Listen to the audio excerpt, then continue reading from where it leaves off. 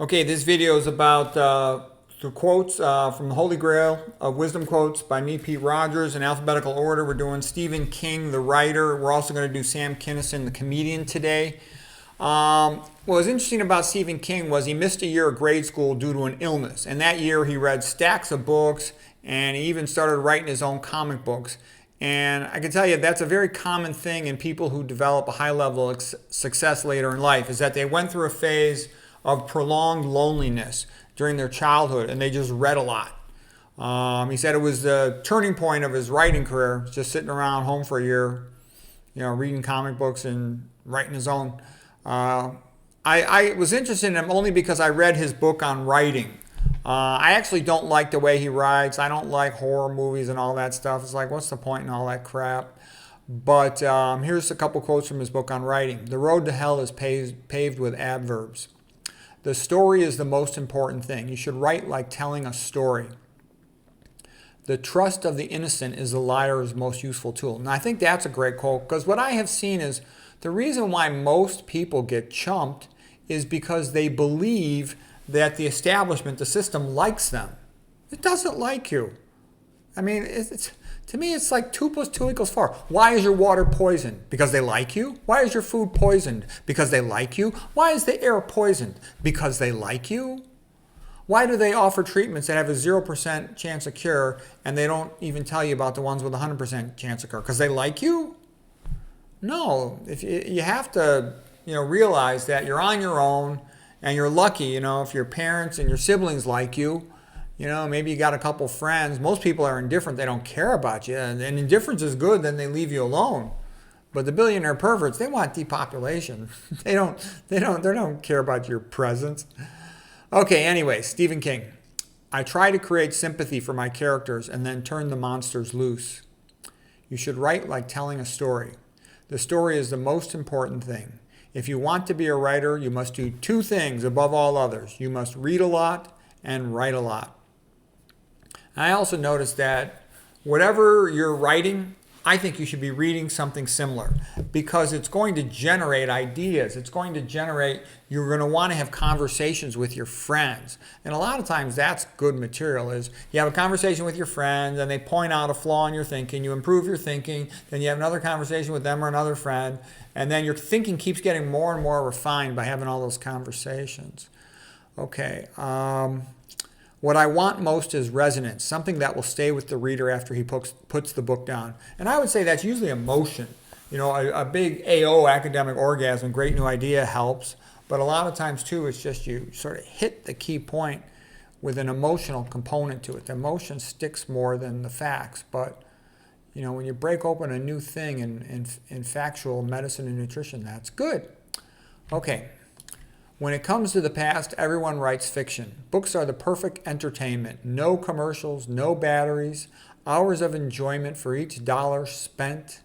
What I wonder is, why doesn't everybody carry a book around for those inevitable dead spots in life?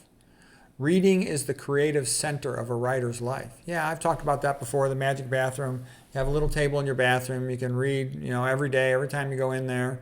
Listen to an audiobook in your car. Don't listen to music in the car. That's what every stupid person does. Always be getting through a new audiobook, and you'll read tons of books that way, about a book a week probably. Great writers are a different breed. A little talent is a good thing to have if you want to be a writer, but the only real requirement is the ability to remember every scar.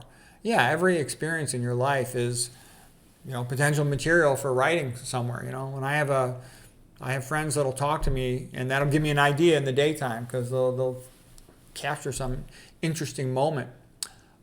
Training can turn a competent writer into a good writer, but great writers are a different breed. Okay, that's where that quote was going from. Yeah, and I think the best writers, they've had some unique experience that no one else has had that experience, so they can share it with you. And then they're able to convey it in an interesting, emotional way.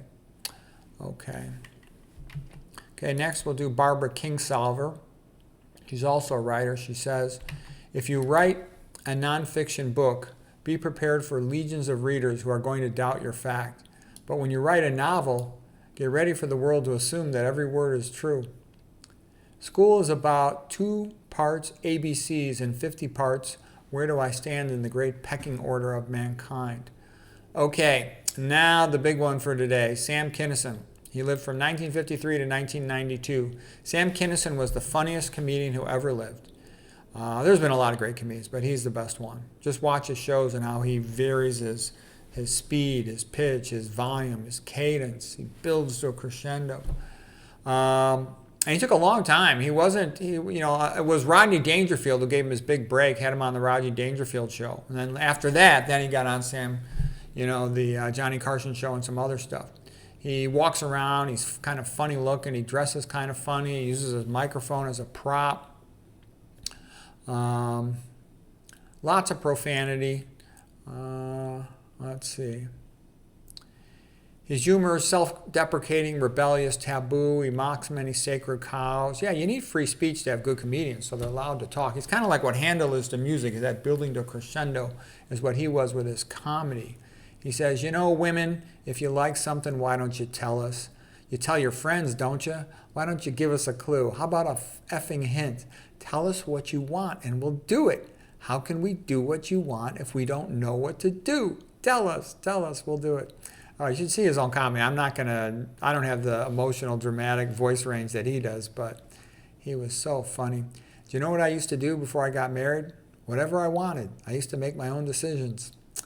The best thing about being married is that it prevents you from getting married again. I don't have a house or a car. She took it all. Thank God my DICK is connected, or they'd take that too. Yeah, he had a rough divorce. Okay, then he was talking about Captain Kangaroo. Captain Kangaroo, he snapped like a rubber band. And don't drink and drive. They make such a big effing deal about this. It didn't used to be such a big deal. Don't drink and drive. How are we supposed to get effing home? What are we supposed to do? Take a bus? No, we're not going to do that. We're going to drink and drive. We do it every night. Rock against drugs. What a effing title. That's like saying Christians against Christ. Safe sex. God damn these effing bastards. Leave us alone. Because of this SHIT, they want us to wear rubbers. Do we like rubbers, guys? No, we hate rubbers. They're so unromantic. They're a pain in the ass. Your DICK doesn't even know what's going on. What are you trying to prove? Heterosexuals die of it too. Oh yeah, name one. Okay, I've been married twice. That's how smart I am. So I got a divorce. I was bitter for a while, but I'm over that now. You gotta keep falling in love. What are you gonna do? Give sheep the vote? Come on, I just got out of the ministry. I wanted to taste it all. You know what I mean? All right, so let's see here. Yeah, he used to be a preacher before he became a comedian. Okay. And then he's talking about his divorce. He has lots of comedy routines about his divorces. And how his ex-wife chumped him. I'm buying this effing bullshit. I can finally talk about it now. That effing horror. Man, women can be vicious. Well, I learned one thing. Don't tell the truth. The truth never kept anyone together. Lies are what keep people together. I'm from one of the notches in the Bible Belt. I read the Bible. If you can heal the sick will find you. You've got a new full-time job. Okay, his best routine, I think, was the one about Jesus wasn't married. Okay, Jesus is on the cross, and there's like 30 Christians standing around crying. It's a shame he has to die. And Jesus is like, well, maybe I wouldn't have to if somebody would get a ladder and a pair of pliers. A ladder and a pair of pliers, and it would have been a whole different book. I read the resurrection story, and I know that Jesus wasn't married.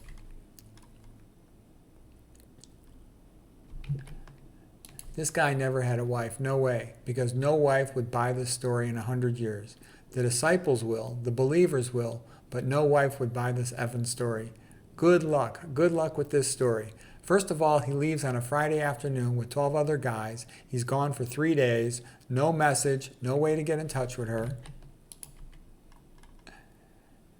He comes in home in the afternoon looking like he hasn't slept, like he's partied out, man. Mrs. Jesus is just waiting, going, okay, I get to day 3 of this SHIT. He'd come home, his cross, all his SHIT would be out in the yard. I'll just link to it. I can't read it, but it's great. It's one of the funniest comedy routines of all time. Okay, so I'm going to link to it. I won't read it out loud. says things like, people say, oh, aren't you afraid to tell jokes like that about religion and Jesus? Aren't you afraid you get sent to hell? And he says, no, folks, I'm not worried about hell because I was married for 2 effing years. Hell would be like Club Med. Hell would be an effing resort. Okay. Then he's got the hunger routine. That's a good one, too. All right, so anyways, I'll leave it at that with Sam Kinison. I'll link to the hunger routine maybe as well. I hope you enjoy it.